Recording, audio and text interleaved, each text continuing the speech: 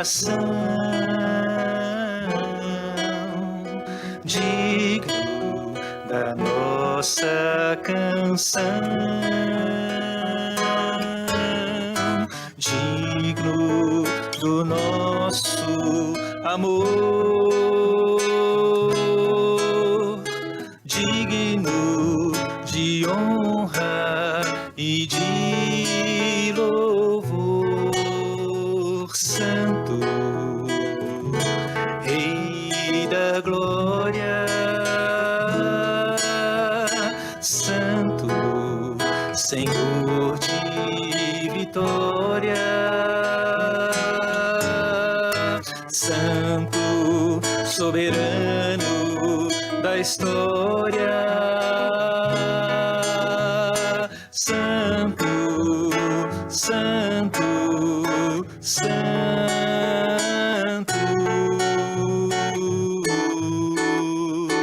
glória e majestade,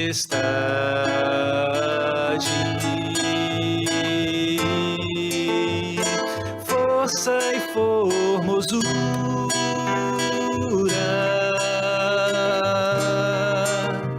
estão diante dele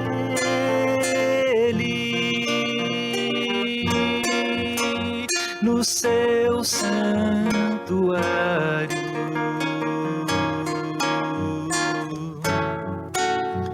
Prostremo-nos àquele que é digno, Santo, que é digno, Santo, que é digno, Santo.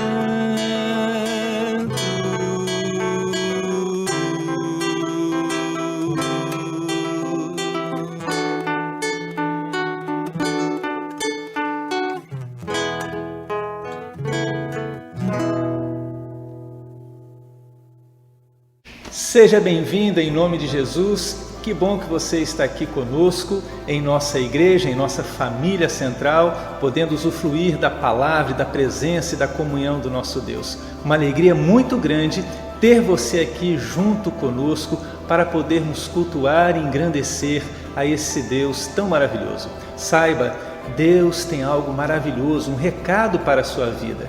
Que o seu coração esteja aberto, a sua mente também, para aquilo que Deus tem a nos falar. Em instantes o nosso culto vai começar. Que Deus possa abençoar a sua vida grandemente. Família Central, vocês já conhecem o nosso canal do YouTube, IPB Central Cachoeiro? Por meio dele, nós transmitimos os nossos cultos e programações, para que você possa cultuar a Deus conosco, mesmo dentro de sua casa. Além do YouTube, nós também estamos no Instagram e no Facebook, com o mesmo nome. Basta pesquisar IPB Central Cachoeiro e nos seguir por lá. Além disso, nós também temos o nosso WhatsApp da Central, onde por meio dele você vai receber devocionais de áudio diárias, feitas pelo pastor de nossa igreja, Gilberto Bueno Filho. Além disso, você também vai receber os boletins de nossa igreja e comunicados oficiais. Para receber tudo isso, você deve cadastrar o número da igreja na sua agenda e nos enviar um oi pelo WhatsApp. Anote o número: DDD 28 99883 0052. As nossas devocionais também são publicadas no Spotify. Basta você pesquisar Devocional Diário IPC e ouvir o Devocional do Dia. Não se esqueça de se inscrever no nosso canal e ativar o sininho de notificações, para que todas as programações cheguem para você. Deus te abençoe. Irmãos e irmãs da Família Central, não perca nenhuma das nossas programações. Anote na sua agenda os dias dos nossos compromissos, para que juntos possamos estar adorando e aprendendo mais da Palavra do Senhor. Nas terças-feiras, às 19 horas, reapresentação da Escola Bíblica Dominical, a classe de adultos. Na quinta-feira, às 19h30, culto ao vivo do ensino bíblico feito com o pastor Gilberto. No domingo, na Escola Bíblica Dominical, ela inicia às 9 horas da manhã e à noite, às 19 horas, o nosso culto público. Não deixe de curtir esse vídeo, de comentar e de compartilhar ele. Nos ajude a divulgar cada vez mais a palavra de Deus. Você é o nosso convidado especial para estar junto conosco nas nossas programações. Como diz o versículo base dessa igreja, dize aos filhos de Israel que marche.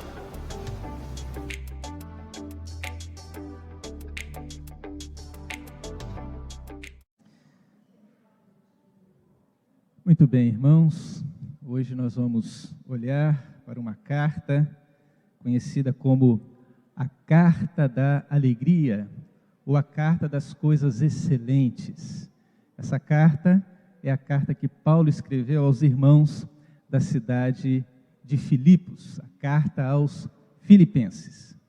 Então, abra sua Bíblia nessa carta aos Filipenses e nós vamos falar um pouquinho, e como é a nossa intenção, olhar panoramicamente, né, dando uma introdução dentro de um contexto que Paulo escreve essa carta àqueles irmãos ali, né?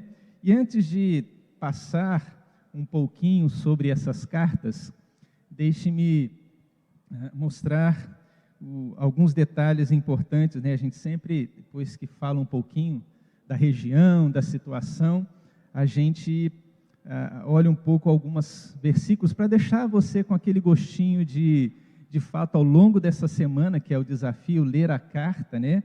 Ler a epístola ao longo dessa semana, e tem aí no finalzinho o desafio para que você possa ler. É apenas uma sugestão, né? Essa carta, então, é uma carta escrita por Paulo, né? Muito provavelmente, essa carta foi escrita por volta do ano 61, finalzinho do 61. Foi escrita da prisão, né? E o que chama mais atenção, a gente vai ver, são as expressões de alegria, contentamento. Com certeza você conhece o capítulo 4, versículo 4, que diz: alegrai-vos sempre no Senhor, outra vez digo, alegrai-vos. Então, é uma carta desafiadora porque mostra uma situação difícil de Paulo, preso, limitado, numa situação não muito agradável, mas ele usa, dos seus lábios fluem a gratidão e expressões assim, a gente vai ver um pouquinho mais para frente, né? Paulo escreve essa carta para agradecer aqueles irmãos, né? Agradecer a generosidade que aqueles irmãos tiveram para com ele. Quando você olha no capítulo 4, os versículos 15 e 16, você percebe aqui Paulo falando que recebeu, né, não somente uma, mas 2 vezes, o necessário. Então, Paulo agradece as ofertas, os donativos, então tem essa intenção de agradecer aqueles irmãos ali da cidade de Filipe, mas também tem a intenção de alertar sobre alguns perigos, vamos dizer assim, doutrinários, né? E tem a realidade, pensando em doutrina, as heresias doutrinárias que estavam por ali. Quando você olha no capítulo 3, versículo 2, ele diz: acautelai-vos dos cães, acautelai-vos dos maus obreiros, acautelai-vos da falsa circuncisão. Aqui, nesse mesmo capítulo, versículo 18, diz: pois muito dentre nós, dos quais, repetidas vezes eu vos dizia, e agora vos digo, até chorando, que são inimigos da cruz de Cristo. Né? E aqui ele vai mostrar, no seu primeiro capítulo, versículo 28, nos fala do cuidado que devemos ter, e ele diz, no versículo 28 desse primeiro capítulo, e que em nada estáis intimidados pelo adversário, pois o que é para eles prova evidente de perdição é para vós outros de salvação, e isto da parte de Deus. Então, esses 2 objetivos, né? Primeiro, trazer a doutrina, falar cuidado com os falsos ensinamentos, né? E, sobretudo, alertar aqueles irmãos para que não fossem desleixados, quebrassem a comunhão.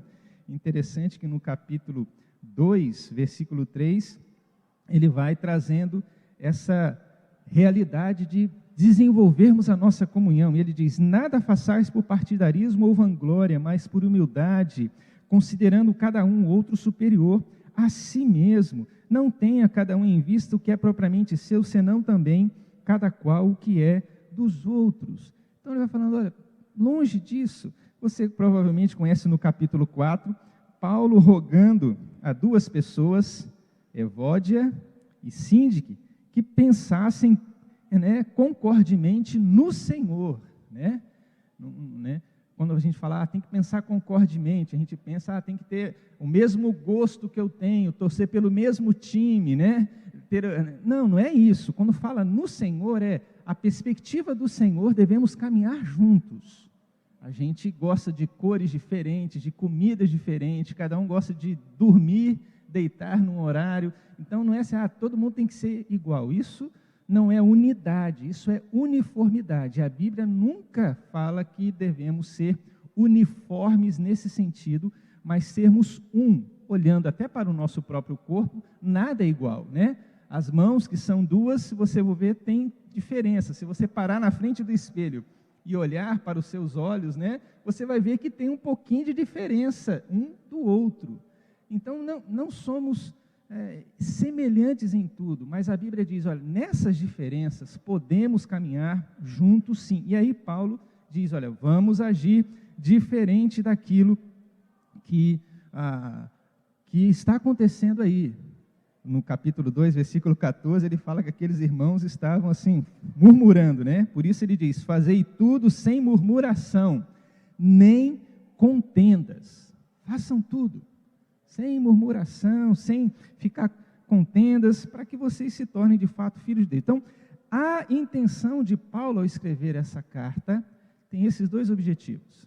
Olha, deixe-me trazer a doutrina, vocês continuarem sendo zelosos e cuidadosos, E eu quero não somente agradecer a generosidade, mas alertar sobre esses dois perigos, a heresia, a falsa doutrina, e vocês não viverem em comunhão. Isso é um prejuízo muito enorme para a caminhada cristã. Muito bem, quando olhamos propriamente para a cidade de Filipos, a gente vai ver alguns detalhes interessantes. A localização geográfica era algo interessante, estratégico. A cidade de Filipos já, com certeza, recebeu esse nome, porque o pai de Alexandre Magno foi que conquistou ali, então recebe esse nome de Filipos por causa disso. Bem próximo ali aos seus arredores havia minas de prata e de ouro. Então era uma cidade interessante nesse aspecto. E aí ali foi travada uma batalha entre Júlio César, que derrotou Brutus, olha só, Brutus e Cássius, que queriam dominar, usurpar ali. Então você tem esse contexto daquela cidade. Mas o mais interessante é que Filipos era uma colônia romana. E o que significa ser uma colônia romana? Resumidamente, era como se Filipos fosse uma pequena Roma, uma mini Roma. Tudo aquilo que se vivenciava em Roma, se vivenciava aqui também. Todos os privilégios que havia em Roma, na cidade de Filipos, havia também esses privilégios. Então é algo interessante olhar e perceber a importância dessa cidade e como Paulo foi conduzido para estar ali e começar uma igreja ali. Mas antes de olhar aqui para essa carta, eu quero que você veja, e há um registro lá em Atos dos Apóstolos, no capítulo 16. E aqui é um registro de como esta igreja começou, como que ela veio a existir. Então, em Atos dos Apóstolos, que nós já vimos panoramicamente, mas Lucas aqui, que é o autor desse segundo volume, que o primeiro é o Evangelho de Lucas, ele começa então, a partir do versículo 6, a mostrar, primeiro, que a obra missionária da igreja, o anúncio do Evangelho, da proclamação, ela é conduzida pelo próprio Deus, pelos céus, não aqui da terra. Porque vejam, versículo 6, e percorrendo a região frígio-gálata, tendo sido impedidos pelo Espírito Santo de pregar a palavra na Ásia, defrontando Mísia, tentavam ir para a Bitínia, mas o Espírito de Jesus não permitiu. Isso é, Paulo tinha planos, ele fala, vou para lá. E aí não estava dando certo, reconheceu, e Lucas registra isso, olha, é Deus quem está conduzindo. Se não deu certo, entenda, Deus está nesse processo, né? Como diz Provérbios, o coração do homem pode fazer planos, mas a resposta certa dos lábios vem de Deus. E aí ele vai dizendo, versículo 8, e tendo contornado Mísia, descendo a Troade, à noite sobreveio a Paulo uma visão, na qual um varão macedônio estava em pé e lhe rogava, dizendo, passa à Macedônia e ajuda-nos. Assim que teve a visão, imediatamente procuramos partir para aquele destino, concluindo que Deus nos havia chamado para lhes anunciar o Evangelho. Então, Paulo e a sua equipe, vamos assim dizer, faziam planos. Olha, vamos para lá, vamos. Mas a sensibilidade em conduzir o trabalho e a obra era algo que não era descartado. Fazemos planos, vamos viajar, vamos construir, mas o que Deus diz? E é essa sensibilidade que esses líderes tinham e que nós, mesmo não sendo líderes, devemos buscar ter essa sensibilidade de ouvir a voz de Deus, né? A gente fala muito, né, de Samuel, a gente aprendeu isso na escola dominical, e aí Samuelzinho pensava que era o profeta, e foi lá, até que o profeta entende, não, olha, quando alguém te chamar então agora da próxima vez, diga, eis-me aqui, pode falar, né? E aí Deus fala, e conta, e revela. Então Deus sempre nos diz, às vezes a gente confunde as vozes, mas como é que a gente trabalha essa sensibilidade de ouvir, irmãos? São aquelas duas coisas básicas que todo cristão deve fazer. A gente fala arroz com feijão, né? Meditação, leitura da palavra e oração. É simples assim, irmãos. Se a gente cultiva isso diariamente, algumas coisas Deus vai revelando. Revelou para essa liderança e revela para nós, que muitas vezes não estamos envolvidos diretamente numa liderança, talvez naquele período, naquele tempo, mas Deus sempre quer nos falar.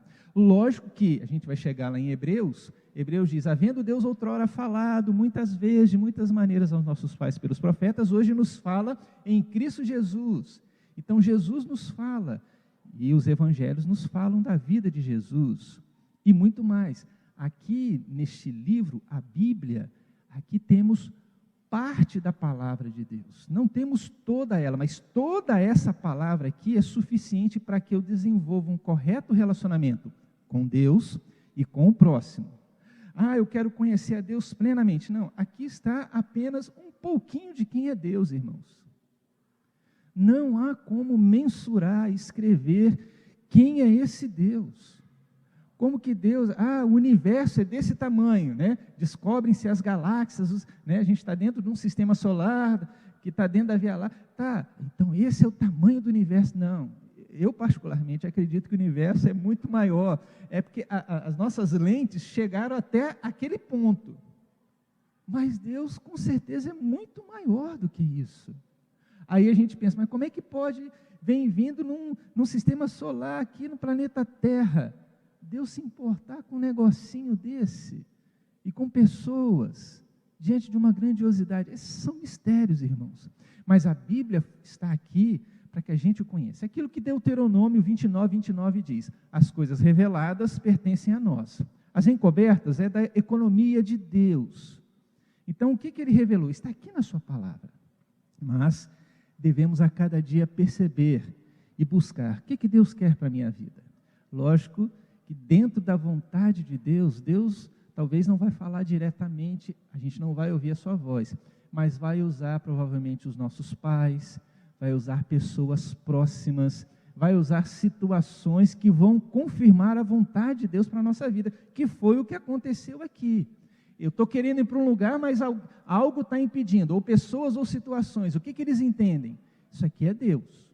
Se a minha vida está nas mãos de Deus, isso não está acontecendo por acaso. Olha a consciência da soberania de Deus conduzindo aquela liderança. Tem uma visão, um sonho, e aí entende, não, é confirmação de Deus, né? O meu chamado foi confirmação assim, eu sei que os meus avós oravam para que um dos filhos fossem, né, pastor, não, nenhum dos dois foram, depois começou a orar pelos netos, e eu sou fruto de oração, e não só dos meus avós, mas de muitos outros, no tempo que eu era adolescente, de uma liderança que orava para que vocações fossem despertadas, e naquela época muitos foram vocacionados, né? E a própria igreja aqui, reverendo J.R., né? Reverendo Davidson, né? Então, você tem, isso são frutos de oração, e aí Deus vai conduzindo. Então, essa primeira parte, essa igreja, ela surgiu não pela vontade, ou pelos planos, pelas estratégias de Paulo, não, vontade, porque Paulo tinha outros planos e a sua equipe.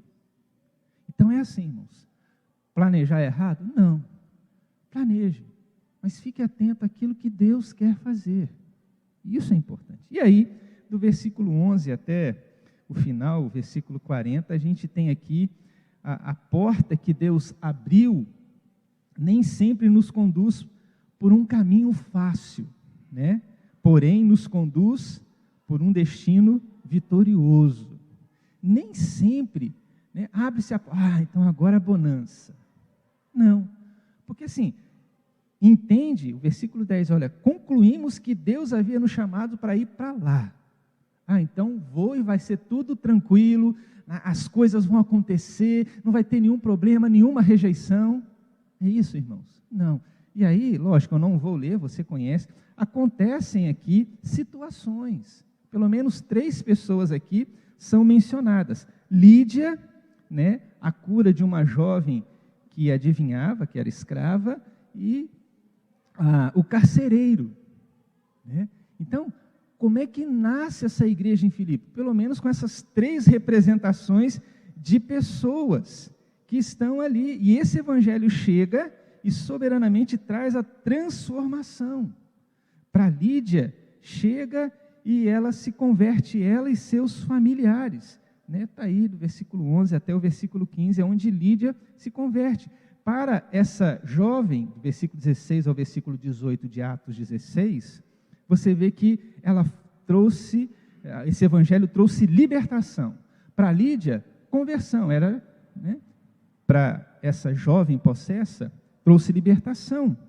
E para o carcereiro, trouxe também essa conversão dele e da sua família. Então, o poder do evangelho é que faz isso. Não é a argumentação de Paulo, não foi nada disso, mas porque o Espírito Santo levou, e em cada uma dessas situações, irmãos, muito complicado, né? Porque nós temos aqui do versículo 19 ao versículo 26, a situação de Paulo e Silas serem açoitados e presos, né? Porque ao trazer a libertação dessa jovem que revelava as coisas, acabou o negócio, né? Aqueles homens então, e aí, olha a expressão, versículo 20 de Atos 16, levantam-se os pretores e dizem, estes homens, sendo judeus, perturbam nossa cidade. Lembra que eu falei? Filipos era de Roma, então esses judeus não tem nada a ver com a gente aqui, porque somos uma pequena Roma, somos a colônia romana, e eles propagando os costumes deles que não podemos receber nem praticar, porque somos romanos. Entenderam, né, como é que Lucas registra aqui? Então eles estão assim, não, cada um, a sua cultura é essa, então você fica lá, tu no teu cantinho e eu no meu, você vivencia, né, os seus costumes, as suas culturas, mas lá, aqui não. E era isso que aquelas autoridades estavam dizendo. E aí, versículo 23, se é da vontade de Deus, olha o que acontece com os meninos no versículo 23. Depois, né, antes do versículo 22, levantou-se grande multidão, unida contra eles, e os pretores rasgaram suas vestes, mandaram açoitá-lo com varas. Então os meninos, sabe aquelas varas, né? Não é essas varinhas que a gente pega de goiaba, que antigamente a gente apanhava, né? Varinha de goiaba. Não, vara mesmo, né? Talvez uma vara de pescar, alguma coisa assim, deram nos meninos, não sei quantas varadas, sei que foi açoitado. E depois de lhes darem muitos açoites, os lançaram no cárcere, ordenando ao carcereiro que guardasse com toda a segurança. Aí você pensa, poxa, mas não foi da vontade de Deus, não fechou a porta. E aí a gente podia argumentar, mas Deus, se fosse, né, eu estou fazendo a tua vontade, o teu plano. Mas a gente percebe alguma dessas argumentações deles? Não. Não. Porque a gente vai ver até lá, em Filipos, e no capítulo 1, versículo 29, que diz, foi-nos dado a graça não somente de crer, mas também de padecer, de sofrer por Cristo. Isso é graça. E eles entendem, desde o início, no nascedouro da igreja lá em Atos, que passar por várias situações não agradáveis, dolorosas, difíceis, isso é graça de Deus. A gente entende isso como graça hoje? Não, a gente entende como castigo. Olha lá, Deus está castigando, está vendo? Está vendo o que está sofrendo? Mas se você é crente, você entende que aquele sofrimento tem um propósito dentro da economia de Deus, da soberania de Deus, que eu não entendo. Nós não entendemos, irmão, não vai dar para entender alguns momentos, mas nutra e exercite em sua mente e seu coração essa soberania e o cuidado de Deus em cada detalhe da vida. Esse evangelho, então, alcança todo tipo de pessoa. Deixe-me só falar um pouquinho quem era Lídia. Lídia era asiática, morava na cidade de Tiatira. A profissão dela, empresária, era prosélita. O que é alguém prosélita? Alguém que era grego, mas que adorava ao Deus dos judeus. Então, isso se chama de prosélitos, né? Quem que mais ela era? Ela era piedosa, né? E o evangelho, então, salvou essa mulher, que tinha uma profissão, que morava ali na região da Ásia. Quem era a jovem escrava? Ela era grega. Quem que ela era? Não era ninguém, porque era escrava. Já viu escravo? Na verdade, escravo só conta, né? Até no tempo do Brasil, era contado como um bem, não era nem como pessoa. Declara aí os seus bens. Eu tenho tantos jumentos, tantos cavalos, tantas ovelhas e tantos escravos. Olha que loucura. É coisa, né? Se bem que hoje em dia muita gente, nos relacionamentos, trata os outros como coisa, né? Sobretudo nos relacionamentos afetivos. Usou, descartou como um copinho, né? Joga fora. Triste isso, né? E eu sempre gosto de lembrar, uma vez eu ouvi um pastor dizendo, isso a gente procura, às vezes a gente usa essas expressões, mas no nosso coração devemos ter o cuidado, né? Adorar, amar e gostar. Então a gente adora somente a Deus, a gente ama as pessoas e gosta das coisas. Mas a gente inverte às vezes, né? A gente adora a comida. Essa comida, adorei. Tá, a gente fala, mas né? A gente ama as coisas. Tem alguns até que adoram as coisas, né? Não posso sair com você, não posso sair com meu filho, que eu tenho que lavar o carro, eu tenho que fazer isso, aquilo, outro. Terrível. Então, adore somente a Deus. Ame as pessoas e goste das coisas. Eu gosto. Mas se aconteceu? Não, eu gosto muito, mas acabou, bateu, estragou, acabou. É isso que a gente tem que nutrir. E aí, quem era essa mulher, essa jovem aqui? Não era absolutamente ninguém. Muito provavelmente, a sua religião era mística, né? Porque aonde tem uma religião que vai aceitar ela?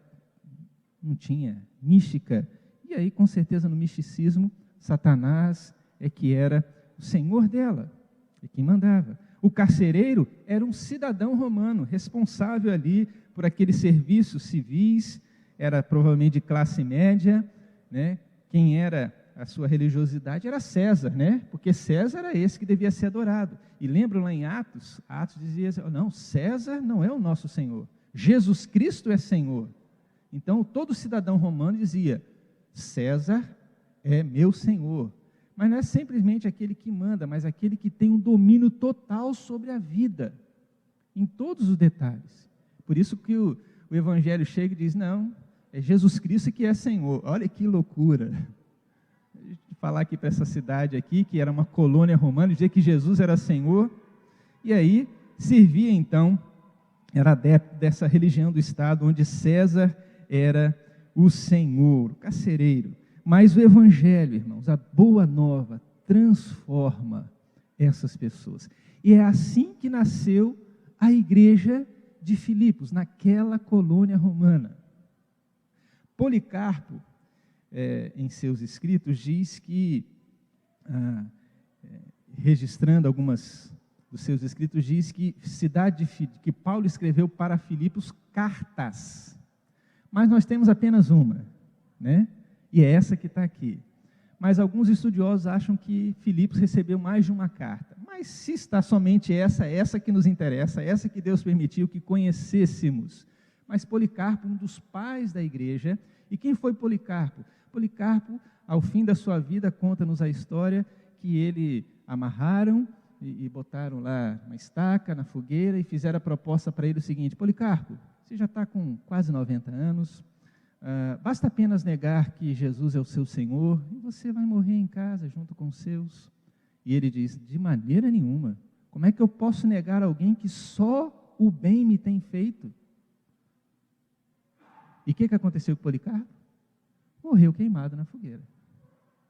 É esse legado que nós temos, de alguém que cria e custasse o que custasse, não negava a maravilhosa graça que o seu coração e a sua mente vivenciaram. Vivemos num mundo, irmãos, difícil mas naquele tempo também era. Muito difícil. Em cada geração há situações dificílimas. Não fácil, gente. Hoje que é difícil. Sempre foi difícil, irmãos. Pega a vida desses irmãos aqui lá de Filipos ou de qualquer outra realidade. Estudamos a carta aos Coríntios. Imagina você viver naquela cidade depravada, onde o amargo era doce, o errado é que era o certo. A gente não vive assim hoje? Sem querer mencionar questões políticas ou questões de qualquer outra natureza que a gente convive hoje em dia, aprofundar. Mas é assim. Mas qual foi a atitude deles que nos inspira em nossa geração a viver uma atitude diferente? O Evangelho, então, trouxe essa realidade maravilhosa na vida desses que ali se encontraram. Filipos, então, é essa cidade onde Paulo inicia esta igreja tão maravilhosa ali. Muito bem, eu quero olhar então para algumas ênfases que essa carta dá. Vai lá então, para Filipenses, né? E depois você lê também Atos aqui para você conhecer um pouquinho mais. Filipenses, que maravilha. Então, como toda carta, você tem essa realidade de Paulo trazer a introdução e, nos 2 primeiros versículos, né, a sua saudação, e no final, a sua saudação, a sua bênção final. Então, ele diz: Paulo e Timóteo, quem são os autores, né? Mas Paulo escreveu na prisão, mas Timóteo estava preso? Provavelmente sim ou não, porque naquela época você poderia visitar e passar um tempo com um preso, né? Então, Paulo e Timóteo, que são servos de Cristo, a todos os santos em Cristo Jesus, inclusive bispos e diáconos que vivem em Filipos. Graça e paz a vós outros da parte de Deus, nosso Pai, e do Senhor Jesus Cristo. E ele conclui saudando aqueles irmãos que se acham, e diz que outros que estavam com ele, lá no versículo 21 do capítulo 4, os irmãos que se acham comigo vos saúdam. Estava preso. Então imagine, dentro da prisão tinha outros irmãos. Não sei se estava junto, se estava separado, se estava algemado, mas estava lá, né? Provavelmente havia uma igreja do lado de fora. Paulo estava preso, recebia muitas visitas, era comum naquela época. Então, aquela igreja que estava, né, em Roma, saúda, porque inclusive ele diz: todos os santos vos saúdam, especialmente os da casa de César. Esse evangelho é maravilhoso, né? Eu fico encantado com isso. César, que era o Senhor, mas tinha gente convertida, a graça alcançou alguns daquela casa de César. Você fala: é impossível, como é que pode? Pode, irmãos. Não duvide, a Bíblia está aqui para você olhar e perceber que, apesar das situações totalmente contrárias, a graça de Deus pode transformar pessoas. E ao trazer a recuperação da vista, ao fazer com que o cego e o coxo andem, o cego enxergue, o coxo ande, e tantos outros sinais e maravilhas, isso tudo é para que, de uma maneira livre e acessível, pudesse se encontrar com Deus, cultuar a Deus. Porque, como eu já disse, hoje nós temos acessibilidade, né? As pessoas podem adentrar aqui, tem acesso, cadeira de roda, né? Tem algumas igrejas que trabalham com libras para os surdos e mudos, mas naquela época não tinha nada disso não. Se você tinha um defeitozinho, não entrava. Se você tinha alguma enfermidade, não entrava. Então, muito mais do que simplesmente curar a enfermidade de um leproso, de qualquer outro tipo de natureza, ele curava para que essa pessoa tivesse contato com o reino de Deus, com a adoração, e fosse novamente resgatado para uma dignidade onde as pessoas olhassem e vissem, não, aqui tem uma pessoa, não é uma coisa que está ali mendigando. Por isso, lá em Atos, Pedro diz, né, Pedro e João iam ao templo, né, e aí, dá uma esmolinha, e aí ele diz, olha, eu não tenho isso, o que eu tenho é Jesus. Então levanta-te e anda. E ele estava na porta, mas ele não entrava. E diz que passou a entrar e a louvar a Deus. Isso é fantástico. Então, quando o Senhor cura, muito mais do que a pessoa contar, fui curado por Deus, é para que, ao ser curado, ao alcançar essa graça, possa de fato dedicar a sua vida. E quando eu falo dedicar, irmãos, não pense no extremo, agora eu vou ser pastor, vou ser missionário, vou ter que ir para longe. Não, pode ser que você chegue lá, mas Ele quer que você agora dedique a sua vida lendo a palavra, conversando com Ele em oração, desenvolvendo essa vida maravilhosa. É esse o desafio que temos. Muito bem, a ênfase que essa carta traz, então, tem algumas aqui. O primeiro delas fala sobre alegria, regozijo. Você está preso, eu fico pensando, como é que eu escreveria, né? Eu estou preso numa situação difícil, eu acho que eu não ia escrever dessa maneira, mas Paulo escreve para ensinar a mim e a você que em momentos difíceis há uma alegria que vai além da circunstância, né? Vai além daquela situação dolorosa, difícil. E aí, quase que em cada capítulo você tem essa expressão. Acompanhe comigo aí. Filipenses, no capítulo 1, você tem no versículo 4. Fazendo sempre com alegria, súplicas. Então, a oração dele era feita com alegria, está na prisão, não esqueça disso. Olha o versículo 18. Todavia, que importa, uma vez que Cristo está sendo pregado, quer por pretexto, quer por verdade, também com isso me regozijo e sempre me regozijarei. Olha, versículo 25. E convencido disso estou, certo de que ficarei e permanecerei com todos vós, para que o vosso progresso e gozo, eu acho que eu escrevi errado aqui, não é aqui, e progresso e gozo na fé, expressão esse gozo, essa alegria de desenvolver uma vida de fé. O capítulo 2, versículo 2, ele usa a palavrinha, completai a minha alegria, né? Versículo 28 do capítulo 2, nos vai dizer, por isso, tanto mais me apresso em mandá-lo, para que, vendo novamente, vos alegreis, e eu tenha menos tristeza. Capítulo 3, versículo 1, fala de alegria. Quanto ao mais, irmãos meus, alegrai-vos no Senhor. Interessante, né? A mim não me desgosta, e é segurança para vós outros que eu escreva as mesmas coisas. E é aqui justamente que o pessoal acha que essa carta aqui tem uma coisa que foi junto, porque uma união de duas cartas, né? Porque ele, quanto ao mais, irmão, geralmente será quanto ao mais, a mente, mas aí ele inclui, devem ter pego uma outra carta, incluído aqui, para que ficasse esse conjunto aqui. Lembram? Policarpo disse que Filipos recebia cartas de Paulo, né? Então, provavelmente, tem essas questões aqui dos teólogos, é aqui que há um enxerto, qual carta que foi, mas para nós não é tão assim. Se você quiser, pode se aprofundar, comentários nesse sentido. Então, capítulo 3, olha o capítulo 4, você tem essa expressão no versículo 1, portanto, meus amados irmãos, muito saudosos, minha alegria e coroa. Incrível. O 4:4 você conhece, vamos falar juntos? Alegrai-vos sempre no Senhor. Outra vez digo, alegrai-vos. O versículo 11 deste capítulo 4. Digo isto não por causa da pobreza, porque aprendi a viver contente em toda e qualquer situação. Que situação é essa? Ele vai dizer, no versículo 12, tanto sei estar humilhado, como também honrado.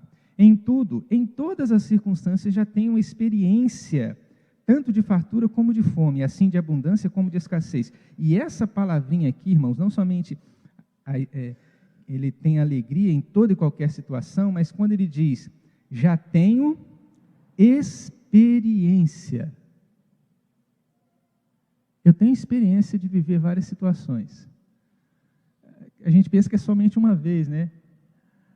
Quando é que você vai contratar um profissional para fazer alguma coisa? Você vai conferir, deixa eu ver se o cara é experiente para fazer esse serviço. Porque para pegar alguém assim que não sabe, que está começando, não é assim em muitos empregos? Há quanto tempo você tem de carreira, de vida profissional? Aí Paulo usa essa expressão, eu já tenho experiência. Quer dizer, ele passou várias vezes, em vários momentos, situações difíceis, complicadas, dolorosas. E eu já tenho experiência disso. Não é que eu estou calejado, não, mas eu já tenho experiência. E aí ele vai falar o segredo, como que ele passa por essas situações tão adversas, estando tudo jóia ou tudo ruim, tendo uma mesa legal ou somente não tem nada, né? Abre lá, dispensa, não tem nada. Como é que pode? Qual que é o segredo disso?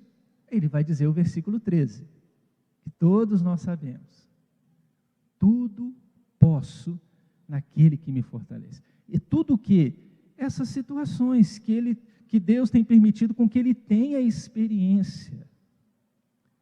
E não é assim, quando a gente viu a carta aos Coríntios, esse Deus nos conforta em toda tribulação, para que por meio dessa nossa experiência, a gente possa confortar a outros. Então Paulo está dizendo, eu tenho experiência, irmãos, e siga então por esse caminho.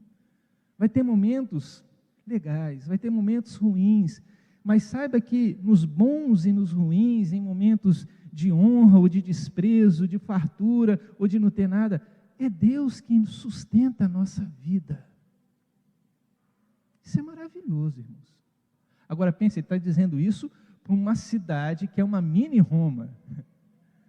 E dentro dessa cidade, então, muitos, não, aqui eu estou tranquilo, né? Eu já estou morando aqui numa cidade fantástica, né? Depois de Roma, em termos de qualidade de vida, é essa cidade aqui. Então, Paulo dá ênfase à alegria. Mas há uma outra coisa que Paulo dá ênfase, né? E neste capítulo 2 aqui, de um modo geral, ele vai falar sobre unidade. Paulo então está dizendo, irmãos, doutrinariamente devemos ser um. E aí por isso que a preocupação dele com aqueles irmãos, então você imagina, cidade de Filipos, colônia romana, se chega alguém diferente, né, que pensa diferente, você está chegando aqui na cidade, vai querer impor, ou alguma situação. E aí Paulo vai trabalhar essas questões, aonde trata da unidade. Finalzinho do capítulo 1, ele começa a dizer isso, viver acima de tudo por modo digno do Evangelho, capítulo 1, versículo 27. Então, lutando com a mesma fé, firmes no Senhor, e aí o versículo 29 que diz, né, nos foi concedida a graça de padecer por Cristo, e não somente crer nele. E aí esse padecer tem a ver também nos nossos relacionamentos, porque tem relacionamentos nossos que é muito complicados, né, não, irmãos? Você pensa que a pessoa entendeu, você pensa, aí não dá, ele está falando, olha, então vamos lá, vamos tentar, vamos exercitar, e aí ele vai dizer, olha, inicia o capítulo 2, né? se há alguma exortação em Cristo Jesus, sempre em Cristo ou no Senhor, né?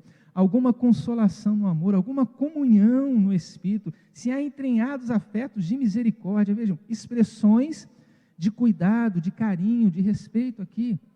Então ele diz, completai a minha alegria de modo que pensais a mesma coisa, tenhais o mesmo amor, sejais unidos de alma, tendo o mesmo sentimento. Né? E aí, não fazendo nada por partidarismo ou por alguma coisa. E aí ele relembra a atitude de Jesus no versículo 5 ao versículo 11. Então, quem que é o nosso alvo? Lógico que aqui para frente, no capítulo 3, ele vai trabalhar isso, né, irmãos? Capítulo 3, versículo 14, ele diz, prossigo para o alvo, para o prêmio da soberana vocação de Deus em Cristo. Então, há um alvo que é o próprio Cristo. E aí, ele olha, vamos olhar para Cristo. Ele era a pessoa, e é a pessoa mais importante. Mas o que ele fez? Desceu da sua glória. Versículo 7 diz, assumiu a forma de servo.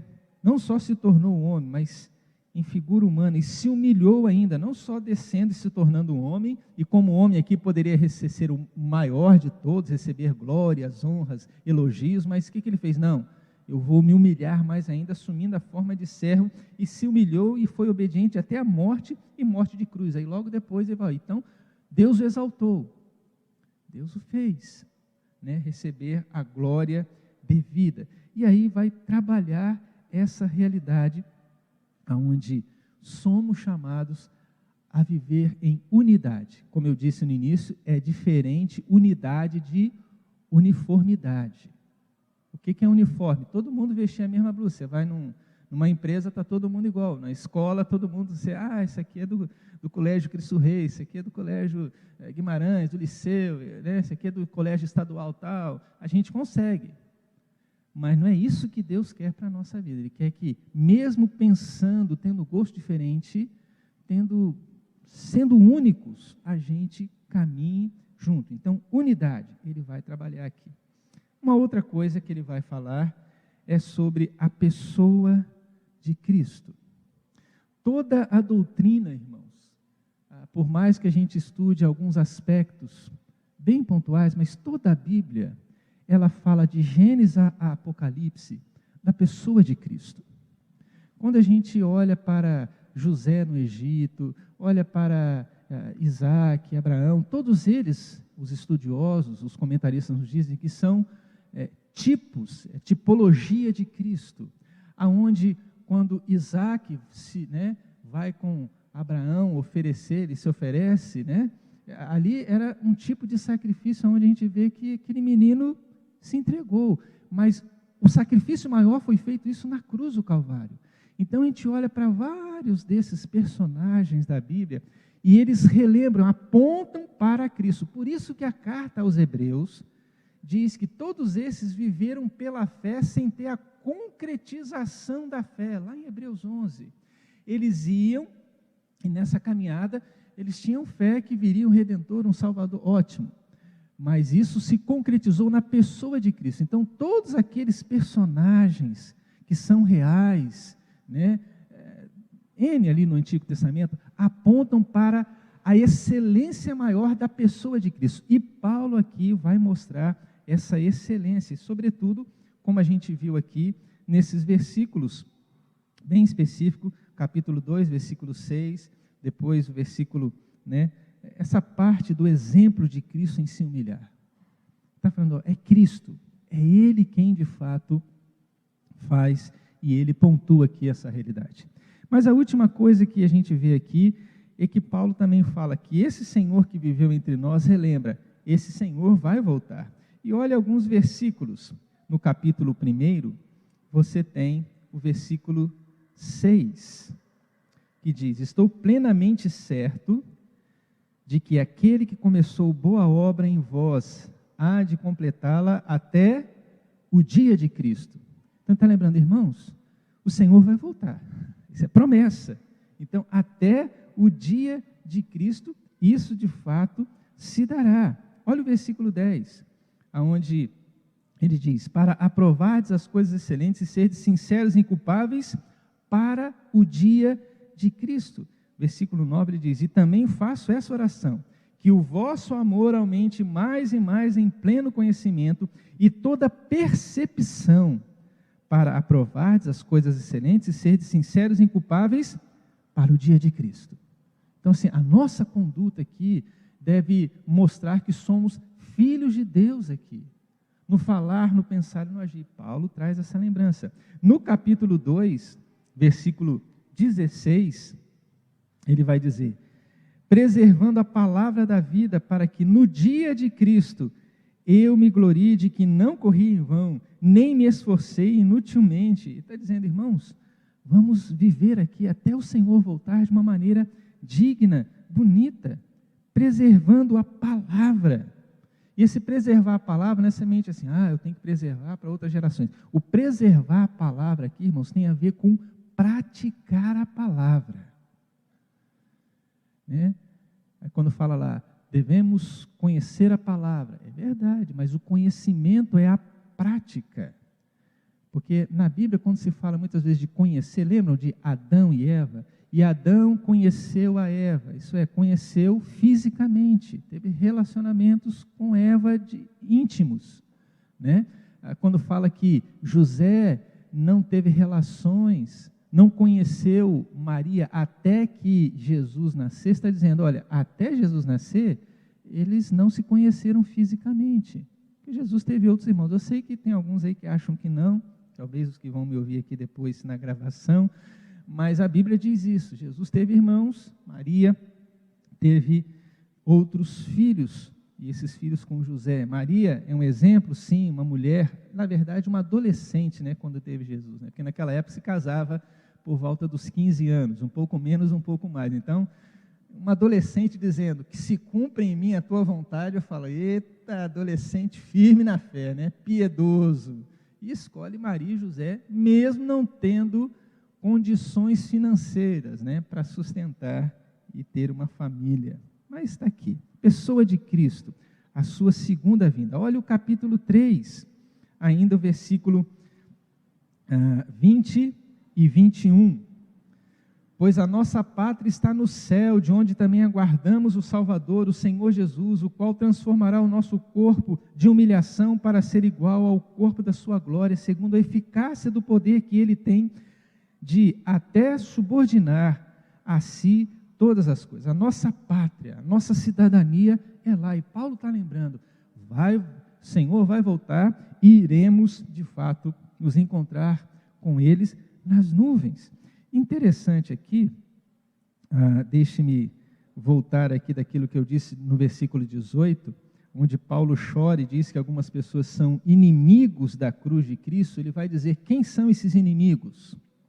Versículo 19 diz, o destino deles é a perdição, o Deus deles é o ventre, e a glória deles está na sua infâmia, visto que se preocupam com as coisas terrenas. Fiz a leitura certa, irmãos, ou fiz errado? Visto que se preocupam com as coisas terrenas. Oi? Eu não comi nada não, né? Visto que se preocupam com as coisas terrenas. Faltou o só. Vê como é que faz diferença, irmãos? Por que não incluiu o só? Porque nós temos preocupações aqui. Quem sabe amanhã temos contas para pagar, temos que dar assistência a alguém. São preocupações. E Paulo não nega que essas preocupações fazem parte também da vida do cristão. O problema é que ele diz aqui, esses inimigos, eles só se preocupam com isso. Nós temos responsabilidades, irmãos, seja no emprego, na família, na dinâmica da vida, mas devemos ter o cuidado. E Paulo alerta aqui, cuidado, porque podemos nos tornar inimigos quando não abrimos espaço para esse relacionamento com Deus, aonde que o próprio Jesus disse, buscar em primeiro lugar o seu reino e as outras coisas serão acrescentadas. Abre espaço, olha os passarinhos, olha os lírios, ele cuida, não tem celeiro, não se veste tão bem, nem Salomão com todo o seu poder e podia pagar a melhor roupa, se vestiu como uma dessas belezas da natureza. Vocês valem muito mais, Jesus diz, por que vocês têm tão pouca fé, homens de pouca fé, né? Busquem em primeiro lugar, basta cada dia o seu próprio mal. Essa é a recomendação. Temos preocupações? Temos. Agora, a gente ouve aí, não, agora com Cristo não tem mais nada, não vai ter problema nenhum, não vai ter enfermidade nenhuma, não vai ter dificuldade nenhuma. Não sei de onde que a gente tirou isso da Bíblia. Talvez porque a gente ficou ouvindo gente que come palavrinha como eu comi aqui, né? Ao invés de ter o cuidado de meditar e de ruminar aquilo que o Salmo 1 diz, antes medita dia e noite na sua palavra. Espera aí, o que é isso aqui? Isso aqui é para mim. E eu me tornar um crente inchada, não um crente pá. Conhece? O crente pá, o que a pá faz? Pega a terra aqui, joga para lá. Ah, essa palavra aqui era para a pessoa, por que ela não está aqui? Que palavra abençoada, pastor, mas pena que o meu marido não estava aqui, o meu filho não estava aqui, a minha mãe e meu pai não estavam aqui. É sempre para os outros a palavra, então é crente pá, é para os outros, para os outros. Crente inchado, o que a inchada faz? Pá, traz para você. Devemos ser crentes inchadas. Trazer, isso aqui é para mim. Ah, a palestra foi para... Não, mas se eu estou aqui, Deus tem algo para mim. Né? Ontem tivemos aqui a reunião da região A da SAF, né? Verdade. Ah, então só falou para a mulher? Não, falou para a mulher, mas eu, como homem aqui, peguei muita coisa. Amizade, cuidado. E é verdade, Deus fala, irmãos. Deus usou uma mula para falar com Balaão. Usou um galinha para falar com Pedro. Cocoricó, vai negar 3 vezes. Usa tantas coisas para falar, porque que, né, não vai usar uma situação totalmente diferente? É essa a realidade. Quando olhamos aqui, devemos ter o cuidado de não só nos preocuparmos com as coisas terrenas. Não só. Não é só isso. Minha vida não é só isso. Então, voltando para a segunda vinda, né? No capítulo 4, versículo 5, ele traz novamente essa compreensão. Seja a vossa moderação conhecida de todos os homens. Perto está o Senhor. Ele está perto, a sua vinda também está perto. E aí, o livro, de um modo geral, essa carta é preciosa, né? Se você pegar aqui o versículo 6 até o versículo 9, você vai ter a recomendação. Não andeis ansiosos de coisa alguma, né? E interessante que o versículo 6 e 7 revela-nos a paz de Deus, né? Se eu não andar ansiosos, orar e entregar a Ele, a paz de Deus, que excede todo o entendimento, vai guardar o meu coração e a minha mente. Então, eu quero usufruir da paz de Deus, está aqui. Mas eu não quero usufruir somente a paz de Deus, mas eu quero usufruir do próprio Deus da paz. Versículos 8 e 9, então, nos diz. Então, irmãos, tudo que é verdadeiro, tudo que é respeitável, tudo que é justo, tudo que é puro, tudo que é amável, tudo que é de boa fama, se alguma virtude há, se algum louvor existe, seja isso que ocupe o vosso pensamento. O que também aprendeste, recebeste, ouviste, viste em mim, isto praticai. E o que é o resultado disso? Agora, o Deus da paz será convosco. Maravilhoso, eu tenho a paz de Deus e tenho a própria presença de Deus. Isso é fantástico, irmãos. Como é que eu percebo a presença de Deus na minha vida? Sendo sim, estando atento, porque tem coisas que não são verdadeiras, não são respeitáveis, e isso aqui, resumindo tudo aqui, se chama pecado, e onde há pecado, Deus não se manifesta. Deus, a gente não consegue perceber, e nem ter alegria, porque Davi, no Salmo 51, diz, restitui, versículo 12, se eu não me engano, restitui-me a alegria da salvação. Ele não perdeu a salvação, perdeu a alegria de ser salvo. E não percebe a presença de Deus. Então, irmãos, eu perdoo, mas não sento do lado daquele irmão, não converso mais. Bom, mas você ora o Pai Nosso, né? Perdoa as nossas dívidas, como nós perdoamos os nossos devedores. Então eu perdoo, mas não quero mais conversa com ele. Aí Deus também te perdoou, mas Senhor, fala comigo. Você não pediu? Mas Deus é misericordioso, não vai agir assim, né? Graças a Deus, algumas orações Deus não ouve. Que bom, Senhor. A gente é pego pelas próprias palavras, né?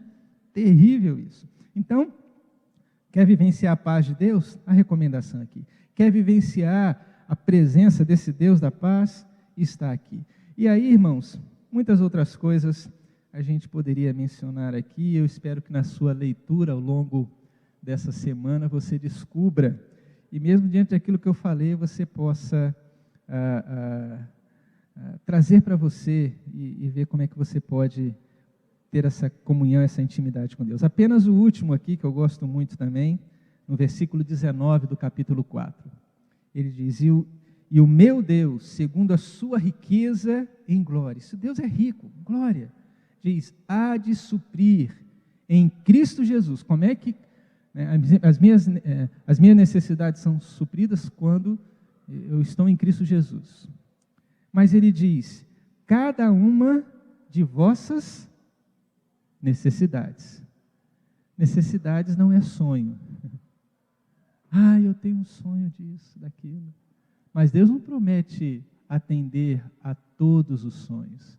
Deus promete suprir cada uma da minha necessidade. Necessidade real. Necessidade real. Eu tenho um carro, eu tinha um Fusquinha. Viajei pelo menos 3 anos de Ribeirão Preto aqui para Cachoeiro de Fusquinha. Isabela, recém-nascida, depois o Mateus também, pegou um pouquinho disso, né? Não sei como é que o Fusquinha cabia. Vinha os 3 atrás, na parte da frente víamos rever aqui os parentes, a gente assumiu esse propósito, né? Porque a gente está morando longe, mas a gente não quer perder os vínculos dos parentes, né? E vinha com Fusquinha. Eita, era uma aventura, né? Ainda bem que a gente vinha ali por Minas, também é uma aventura maior, as estradas de Minas, né? Algumas são boas, outras desafiadoras, né? Descer a Serra da Barbacena ali, coisa e tal, mas naquela época Fusca, né? Com medo de um caminhão, naquelas descidas, enfim. Deus guardou, Deus não parou. Aí eu tenho um Fusquinha. Mas o bom mesmo se eu tivesse aquele carro. Isso é um sonho meu, não é necessidade. Deus já supriu a minha necessidade, que era vir aqui com uma condução própria. Não é assim, irmãos. Não tem problema também sonhar, não. Né? Como diz o salmista, agrada-te do Senhor e Ele satisfará os desejos do teu coração. Tem isso também. Né? Então, assim, mas Deus promete suprir cada uma das minhas necessidades. E se eu sonhar, os meus sonhos serão de acordo com a vontade de Deus. Tá bom, irmãos? Fica aí o desafio, então. Faça a leitura, reserve um tempo. Tem aí a dica aí de como você vai ler, mas isso aí é apenas uma dica que está no final aí, tá? De repente, todo dia você vai querer ler os 4. Ou você busca desenvolver a sua dinâmica aí, tá bom? Dessa leitura e dessa meditação. Amém? Deus assim nos abençoe. Alguma pergunta?